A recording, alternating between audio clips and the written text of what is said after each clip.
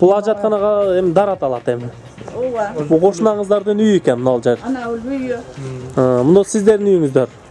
Кайсыл жерде каза болду мага? Нерде жаткан? Нерде жатты? Нерде чыгып калган? Келип эле көтөрүп алып кеткенбиз. 83 жаштагы аксакал кантип каза болду? Бул убийство. Бул киши колу болуп өлгөн. Себебин айтайын. Мына башта урганда тупой предмет менен урган. Тупой бир нерсе менен темир менен урганбы биз билбейбиз, бирок тупой менен урганда мына жерде сөөктөр талкаланып мээге кирип кеткен. Мына колу көгөргөн. Мынандайынан жагы жыртылган. Кимден? Ошо акамдын да биз көрүп атпайбызбы? Анан кийин ошо башынын немеси дагы мынандайынан мээсине кирип кеттир немеси. Баягы таш менен урганда. Масалына келди го мынерге. 83 жаштагы аксакалдын жакындары өзүнүн бир дуал кошунасын күнөөлөп жатышат. Жакып Эргешаты бул афганист дегенде өзүчү. Анан бул жерде азыр кошуналары деле будан уже корко баштады да. Себеби дегенде кошуналарына кээ бирлөрүн айтат экен, ошол аксакалды өлтүрүп койсомбу деген баягындай өлтүрүп коюш керек. Андай деп андай башкача сөздөр чыгып турат экен. Биз 83 жаштагы кишини уруп өлтүргөн зөөкүр мынерде үйүндө жүрөт. Мисалы үчүн канга кан, өлүмгө өлүм десе чыгат, мен нүкелерди эле чыга албай калам элек. Мүмкүн да таш башка чалынып аксакал болгондуктан өзү жыгылып калгандыр. Кандай, эмне себеп? Удар болгон, башка удар болгон, мээге удар, башка удардар болгон. Мына зөөкүрдү бош кое бергенине өтө капабыз. Милиция кызматкерлери шалаат кылмыштеп ошо малдарды. Жакшы неме кылып атышат, карап атышат. бүгүнкү күнгө чейин сот мет экспертизанын жыйынтыгы жок. Урматтуу Садыр Нуркожаевичке арызданабыз.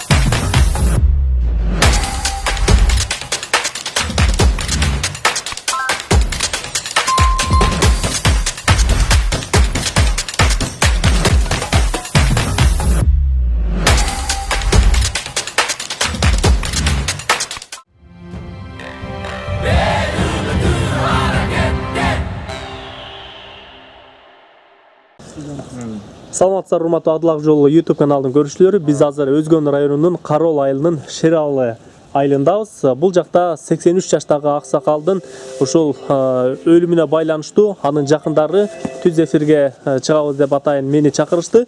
Мен ушул өзгөртүүсүз пикирин алып берүү үчүн бул жакка келип калдым. Анда эмесе айтып берсеңиздер, 83 жаштагы аксакал кантип каза болду? Мен башынан түшүнүк берип айта кетейин, урматтуу көрүүчүлөр. Сиздер бул ошол аксакалдын жакын туугандары, карындаштары, уулдары. 83 жаштагы аксакал мына үйдө жашаган, сиздер көрүп тургандай арканкы фондо жашаган. Анын ар жагында кызыл үйдү көрүп жатасыздар. Ошол аксакалдын бир дуал кошунасы шектелип жатыптыр. Шектелип жатканга азыр негизделе жок экен, милиция органдары азыр карабай жатат дейт. Бирок 83 жаштагы аксакалдын жакындары өзүнүн бир дуал кошунасын күнөөлөп жатышат бул өлүмгө байланыштуу. Аксакал дар аталам деп эртең мененки саат 4:30 ажаткананын жанында жаткандыгын уулдар көргөн. Эмесе айтып берсеңиздер, сиздердин кайрылууңуздар кандай? Сиз кимсиз, өзүңүздөрдү тааныштырып айта бериңиздер.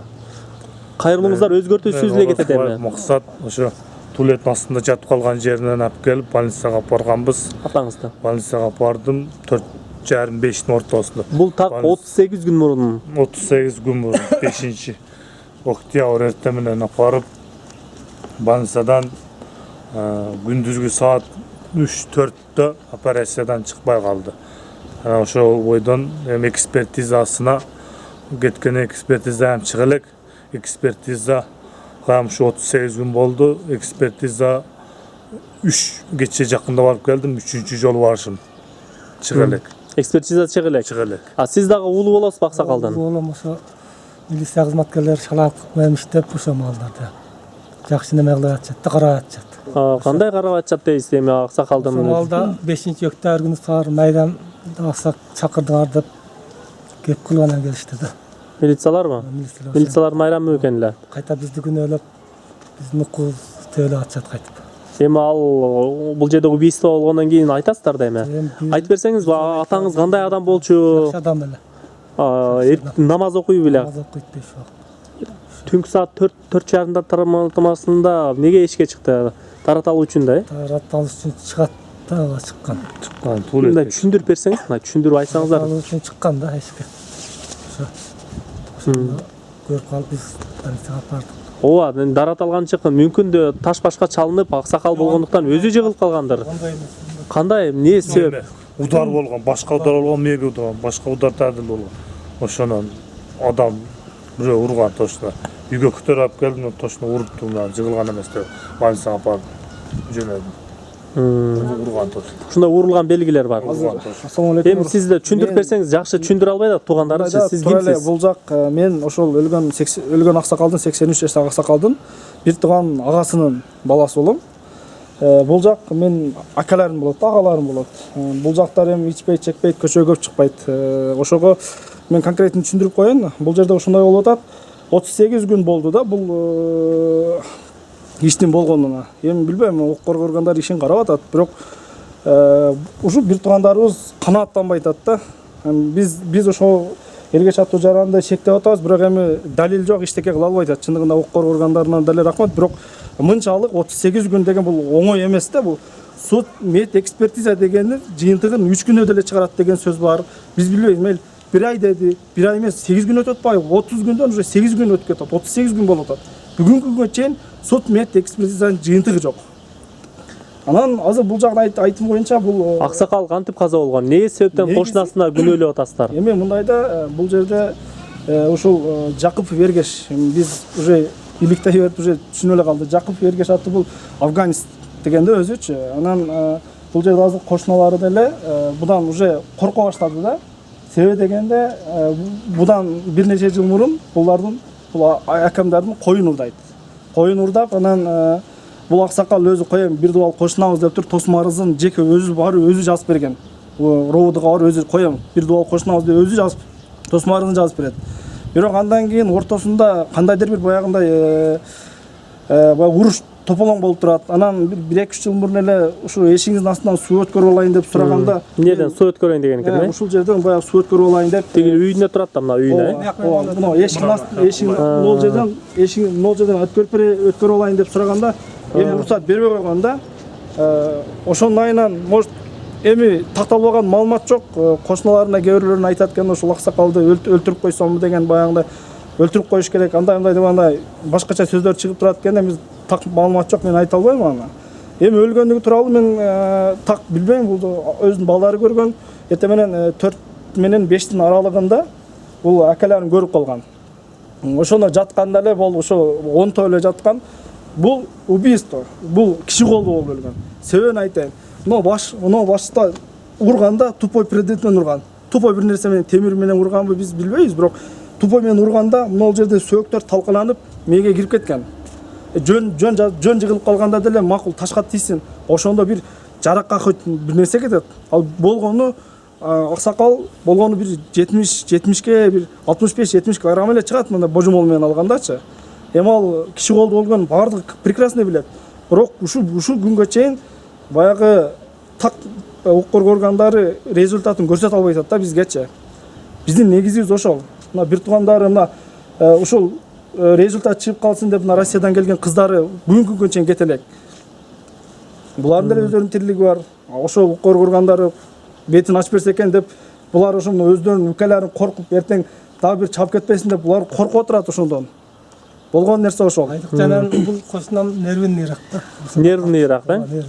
Коркосуздарбы эмне? Жок, биз коркпойбуз, элдер коркот. Коркушат. Кошуна колоңдор көп коркот экен да. Атке карап сүйлөгөн эмес. А сиз ким болосуз? Таныштырып берсеңиз. Адамдар күчүн чыгарат да. Бир тууган акасынын кызы болом, эң чоң. Ошо жыгылган күндөн баштап ошо жанында жүрдүм мен. Ошо жерде жанында жүрдүк дагы. Неме операциядан чыкпай калды. Мен ыйлап сыктап, жок, экинчисинде баягы нерде дагы союп неме кылабыз дегенге ынабай ыйладым.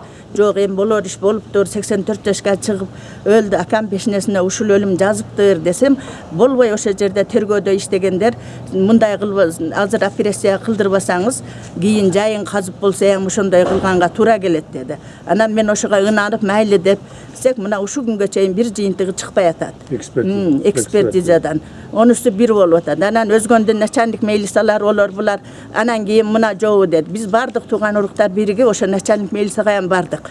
3-4 күн күткүлө эми неме кылабыз, чыгарабыз деди. Эми күтө албайбыз. Урматтуу Садыр Нуркожаевичке арызданабыз. Себеби 83 жаштагы кишини уруп өлтүргөн зөөкүр мынерде үйүндө жүрөт. Мисалы үчүн канга кан, өлүмгө өлүм десе чыгат, мен үкөлөрдү эле чыга албай калабы элек. Бирок биз законду сыйлап, элди сыйлап унчукпай турабыз. Анан кийин дагы ошо милициялар үкөлөрүмү коркутуп, бир ояк алып кет текшерип, бир буяк алып кет текшерип, мына үкөм болсун, неврологияга чейин апарыптыр. Бул керек болсо атасына каяшаям сүйлөгөн бала эмес. Апасы канча жыл ооруп жатты, ошону карады, келини баласы болуп. Ушундай угуп алып туруп Кудайга ham наразы болуп кеттим. Кудай айнанайын, Кудай ушулардын ушундай жакшылык кылган кара адамдарды баккан адамдарды ушундай кылабы депчи. Ушунчалык неме нервибиз кайнап, жинибиз келет. Ошентсе ham ушу мына зөөкүрдү бош кое бергенине өтө капабыз. Ошо президентке ham арызданабыз, бара алабыз биз деле. Алыбыз жетет Кудай кааласа. Азыр эми кошунаңыздар бош жүрөбү? Бош эле жүрөт, мына жерде эле жүрөт. Бир эмес 3 жолу Шералынын эли чогулуп келип, көчүп кет сен ушул жерден паланды палан кылгансың, түкүндү түкүн кылгансың десе, мен кетпейм, өлсөм өлүгүм чыгат деп кыймылдабай отурат мына жерде. Мисалы үчүн жаманды калсак көпүсө 5 литр бензин кетет ушугачы. Биз кой деп законду сыйлап өзүбүздүн ахиреттик нерселерибизди ойлонуп отурабыз. Эми айыл Эрмет акам киши колду болуп өлсө жаннатка кетсин, шайыты болсун деп коюп отурабыз. Айла жок. Мына 38 күн болуп атат. Бир жолу жок. Сиз ким болосуз? Мен кыз болом. Бизде ошодон бери күндө мына балдарды үкөлөрүмүз суракка чакырат. Мына кичине үкөм айрыкча шектеп милициялар өздөрү. Өзүңөрдүн колуңардан келген деп неме кылганга чейин барышты да. Булар кылмышкерди издебей эле семейный немеден чыккан деп ошого аңтарып койгусу келип атат. Менин бир туугандарыма аңтарып койгусу келип атат. Ошого биз кетпей отурабыз, мына акыйкат чындык чыгар деп ишенип. Ошо улуу урматтуу Садыр Нуркожаевич ушуларга биз да арызданабыз. Чындык чыксын, чындыкка ишенебиз, чындыкты күтүп отурабыз ушунча күндөн бери. Мына соттук медициналык экспертиза чыкпай атат. Сот эме прокурорго бардык эле, ал деле 10 күндөн ашып кетти. Бир жооп айтпайт бизге. Эми кайсыл жерде каза болуптур? Өзгөндүн больницасында каза болду. Ооба, бирок жаткан жери кайер аксакалдын? Эшиктин астында эле каза болгонбу? Жок, больницада каза болду. Жок, биринчи кайсыл жерден? Кайсы жерден? Окуя болгон жер. Жүрүңүздөр, көрсөтүңүздөр. 5-7 мүнөт өткөндө эле немени чакырды, скорый чакырса скорый келбеди. Анан мына жердеги бир бала менен апарышыптыр. Ошондо сөзгө келбептир. Мына колу көгөргөн. Мынандайынан жагы жыртылган. Кимден? Ошо акамын да биз көрүп атпайбызбы? Анан кийин ошо башынын немеси дагы мынандайынан месине кирип кеттир немеси. Баягы таш менен урганда. Масалына келди го мынерге. Анан кийин ошону терип алабыз деп врачтар операция жасады. Жасаганы менен жыйынтыгы чыкпады. Эми ого деле мейли дейли десек, мына зөөкүрдү кармабайбы? Ушу себеби ошо да. Мына сиздердин үйүңүздөр бул. Ооба. Бул кошунаңыздардын үйү мына бул экен, Ооба. Бул эми тосулуп турат, үстүнө мындай экен да. Милициялар неге мас болуп келди? Масалына келди бирөөсү. Аякта мас болуп түшкөн. Ошол милицияларды Баланы коркутуп өлтүрдү го, мас болсо. Сурадым жыргал деди, эми башка билбейм. Аты жыргал. Кайсыл жер экен? Мына ажаткана экен. Ажатканадан Ар кимге пикир кирбейт. Бул ажатканага эми дарат алат эми. Ооба. Бул кошунаңыздардын үйү экен мына жер. Ана үйү. Мына сиздердин үйүңүздөр. Кайсыл жерде каза болду мына? нерде жаткан. Нерде жатты. Нерге чыгылып калган. Келип эле көтөрүп алып кеткенбиз. Үйгө алып кирип, машина карап, машина изди, машина доктурга апарганбыз. Доктурга апарып даарылап, неме кылып атты, врач карап. Кийин ошондон врачтар келди операцияга. Саат 1-2 болуп калды, онтуп операцияга киргизебиз. Бирок ошонун неме Операцияга киргизип, операциядан чыкпай калды. ошо кулиган баласы, коюрдаган баласы ошо күнү оякта тополоң кылып бир хан ордуда мушташып жүргөн экен. Балким ошо баласы деп ham ойлойм да менчи. Баягы кызуу кандуулук алып эми акам сөгүп урушкандан мас болгондой ол деле ошол иштерди. Акаңыз неге сөгүп урушат? Ага чейин уруш болгонбу? Ошого чейин мына коюн урдап атпайбы булардын? Кайнап чыгарам деген Коюн качан урдаган? Былтырбы же качан? 2016-жылы. Ошол маалда Ал ошол факт болгоп аныкталганбы? аныкталып ошо неме элдин баары билип атпайбы аны? мен кармагам да. Сотуна катышканмын мен. Соту дагы болгонбу? Жок, башка бирөөнү урган тууралуу. Жо, мен ham катышкан, ошону сотто катышканда бир аксакалды ham урган экен. Бунун балдары. ошого алам катышып Yani bunu hem çakırıp ошондон sıra atar эмес. da. Өзү канчанчы жылкы bunun Ол балдары? өзü kişi 94 болуш керек. 15 Кичине айтмырза бала. деген баласы Айтмырза. ырдаган. Мен кармаганмын. Мына кошунамынан койун ырдаган ол айталып алганда булар. Мен кармаганмын. Мен колго түшүргөнмүн ошондо. 94 жылкы. 95-жылкы баласы. Койурда эң кичине. Ошо баласы Эми пайда болуп калат да ошо мал. Hazır oşo gelip de oşo topalan Özü kılıp kıldı, жүргönde diyor, oşo balası bala kıldı. kıldı diyem de oylanam da men. Sebebi Ошо бандит да. bir günü neme bu yerde elder barıp çoğulup süylep atıştı. Oşonda aytıp atat men al balam geçirgen men balam mesal dep. Bärbir kandan jaralgan balasını Yine hiç kim jürat geçelmeydi. Dikti koyup atat. Dikti koyup atat. Bu yerde çoğuluş bolup elder bardı ele biz mına ateşikten karasak balası padvalga bekinip aldı. Bir akası Padvalga çıkıp çıkıp yok. ketdi. Uyda hiç kim yok falan tukun dep bolboy koydu da. Бирок милициялар ham карабай атат да. Себеби бул чамды акчаны берип коюп атат да. Адалеттүүлүк менен карап бергиле десем. Акчаны берген үчүн ошондой болот. Эми сиздердин акыркы кайрылууңуздар кандай кылып кайрыласыздар? Келиңиздер, бардыңыздар. Кайрылганыбыз ушу немеде? Кайрылуу Деме ошо эми немеге кайрылабыз. Президентке кайрылабыз. Акыйкатчылыкты талап кылабыз. Агар ушуга окшогон зөкүрлөр бечара камбагалды, карыган адамдарды уруп, аялдарды, кыздарды ошентип урса, биздин Кыргызстан мамлекети жок болуп кетет. Карысы бардын ырысы бар дейт. Ошо ырысы болгон карыны ушинтип өлгөн немени керек болсо ошо милициялар бир күндө апарып колун байлап туруп камап койсо болот болчу. Ошентпей 2 күн камалды дейт. 2 күндө эле камалган жок, ал ошондо больницада жатыптыр. Жалган жерден барып, ооруп атам фалан күн депчи. Эргеш дагы баласы дагы. Өкөтең ошентип жатып алышты. Bundan башка эч кимден көрбөйбүз. Бир гана ушу кишиден көрөбүз. Карыган чалды ошентип урса жакшы болобу? Кудай тапсын. Ondan башка айлабыз калбады. Биз баягы бардык адамдардын үнүн бирдей чагылдырып беребиз. Эки тараптуу маалыматтарды беребиз. Эгерде экинчи тараптын үйүнө азыр дагы барып көрөбүз, маалымат алганга аракет кылабыз. Туура түшүнүү менен кабыл аласыздар. Бул маалымат бир тараптуу болуш керек. Анан эртеси күнү бул журналистти чакырып алды, акчага келди деп анан кийин баягындай ашыкча сөздөр болбосун да. Бардыгы ачык айкын көрсөтүлүп жатат. Биз телевизордон көрөбүз сени да. Президентке чейин барабыз. Эми ошол адилеттүүлүк үчүн Садыр Жапаровго кайрылып атасыздар, Камчыбек Ташиевтерге кайрылып атасыз, Ооба. Тынч болуңуздар эми. Жакшылык эле болсун эми, Жаман окуя болуптур абдан. Бул сиздин үйүңүздөр экен да. Күнүштүү иш болду. 84-кө чыккан киши майли эми ушунча немеси менен ушунча күндү жазыптыр, ушул өлүм менен өлдү дейли десек, аркасы мынандай болуп, киши колду болгонуна өтө өкүнөбүз. Анысы аз келгенсип, өлгөн жеринен кайра операция жасашып, ичтеринен бери кесишти. Мен ыйласам болбой, койгула эми болду. 84-кө чыккан кишинин акы жок бул дүйнөдө, кесе майличи деп ыраазы болсогам. Алигиче анализин чыгарбайт. Болбосо кийин көрүн болсо ham казабыз десем, биз мындай иш башыбызга түшпөгөн үчүн унчукпай майли деп туруп бериппиз. Ошолорго ham нааразы болуп атам азырчы тергөө органдарына. Болбосо тагылбайт десе ынап алып майли деп.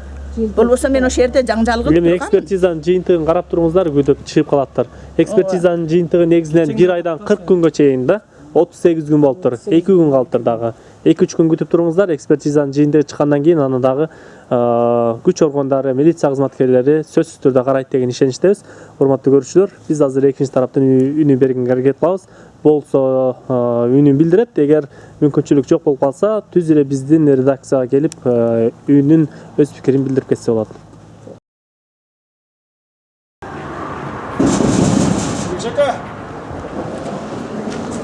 Гешека.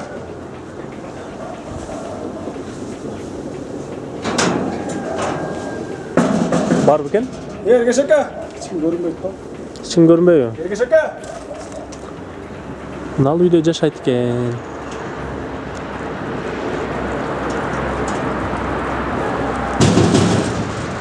Гешека. Гешека.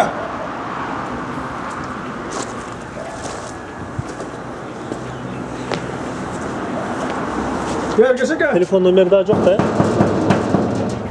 Телефон номери дагы жок. Бирок үйүндө жүрөт го дейм, Нары барып эсип. Болуш керек. Гешека. Гешека. Гешека. Я, кыл. Эми өздөрү кайрылаптыр эми, айла жок. Өздөрү чыкпаса коросун деле жүрөт окшойт негизичи.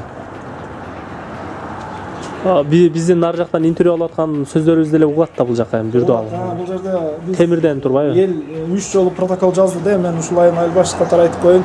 Эл 3 жолу арыз жазып, баягы протокол түзүлдү да, элдик протокол да түзүлдү. Аксакалдар кеңеши чогулду, аксакалдар соту чогулду, өкмөт баш болуп келип, биз түшүндүрүү ишин жүргүзүп кет деп айтсак кириңиздер деп калды. Ушундай да окуя болду. Биз киргенде анан биз түшүндүрүп, эми көчүп кетиңиз бул жерден деп жакшынай түшүндүрүп анан кеткенден кийин бул жак барып алып мен үйүмө бастырып кирди, эч кандай негизсиз бастырып келди деп туруп биздин үстүнөн дагы арыз жазган да. Негизи кошуналар менен байланышабы? Кошуналар менен байланышы жок. Бир да кошуналар менен байланыш жокпу? Азыр эми чындыгын айтайлы. Бул кошуналары уже коркуп эле койгон. Интервью бериштен деле коркот чындыгындачы. Могу кошуналарбы? Мына жерде мечит бар экен, Жерде мечит бар. Буга чейин кылган иштери уже мыйзамдуу түрдө дагы чечилбей калгандай да. Себеби бул жерде бир эжебиздин баласын уруп, бешлик менен ушул жерине уруп, анан канча мен так билбейт экем, бирок бир 48 000 айып пул менен чыгып кеткен деген дагы фактылар бар да, өздөрү дагы фактын айтып берет эгер ушундай. Негизи жашында эле жашаган адам экен, анан адамдарга кол көтөрөбү ушундай кылып. Эми биз буга чейин биздин абабыз өлгөндөн кийин бул нерсени иликтеп атпайбызбы? Буга чейин биз дагы билбептирбиз да. Мен болгон ушу 4-5 ай болуп атат айыл башы болгонумачы. Мынчалык деп билген эмес элем. Азыр кошуналар айтса, кошуналары чындыгында бул мукачылык иш болгон да. Кошунасы азыр инсульт болуп баспай калган, баягы нервтен. Азыр кошунасы дагы ушунун эле айынан ушун баспай калдым деп баягынтип өзүн кейип келет да. Кошунасынын баягы теректерин, талдарын кырктырып, мен малдарын састып атат, мал кылба деп ушинтип мал да кылбай койгон кошуналар бар да. Бул кошуналар основной өзбек туугандары үчүн, өзбек туугандар коркот да бул кишиденчи. Бул кошунасын коркот, бул кошунасын урган экен. Мени урган дейт. Бул кошунасынын баласын урган экен. Бул жерде Сухраб деген акабыздын аялын урган экен, чачынан жетелеп жүрүп. Анан бул жакты дагы азыр өтүп кетти азыр. Ал тайыр. Аялын неге урат? Эми билбейм, бир себептер менен бул жакка алардын тогу кирип кетет. Где-то кечке маал, шам убакта, точно билбейм. Тогу кирип кеткенде, тогу майдап алайын деп сураса, тогуна киргенде эле сен эмне түнү мен эшиме келе турган болуп калдым деп туруп эшти жаап алып урат аны бешлик мененчи. Баланы, жаш баланы. Андан кийин алар сотко берип, кыскасы баягы ич көп экен да, макул эми. Айта берсе сөз көп экен, бирок экинчи тарап бизге келсе болот. Туура. Жыйынтыктайбыз. Туура, рахмат.